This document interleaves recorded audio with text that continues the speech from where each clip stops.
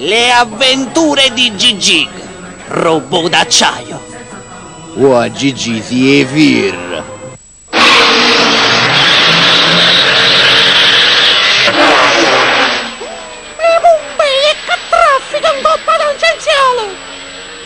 Ma me ne vaga per fuori. Fammi uscire. A Capimonte. Oh, cortile disoccupato.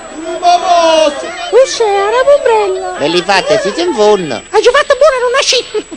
Chiaro chiaro, stanno al lavoro. E tu come dici? Wow! Mi visto? Mi visto? Ma pigliate pure. Mamma mia, allora regalo. L'avete pigliata Dark?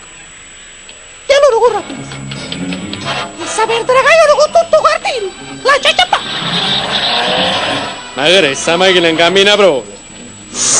Un freno a mano. Ferma, da rattuso. E perché rattuso? E mi stai facendo uno specchietto? Che sta? L'autovelox. Wow, ci è arrivata fotografia. Wow, però mi sto belle.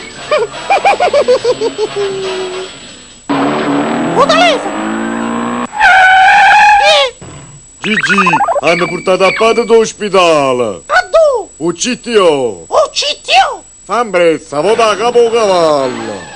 Mannaggia, è tu barbiere.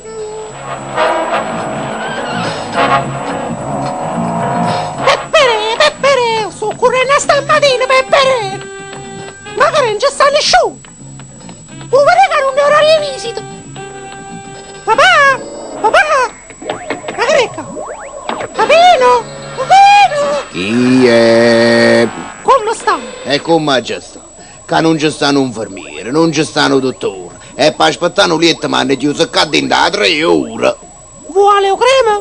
E perché? E mica che ti stai facendo la lampada. Che stai in attacco? Ma come si può fare, Gigi?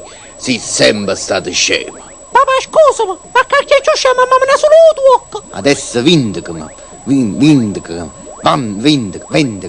Fa tu. Ne va tutto a papà, e che la c'ha combinato. Ma alla prossima puntata? E io che faccio? Aspetti.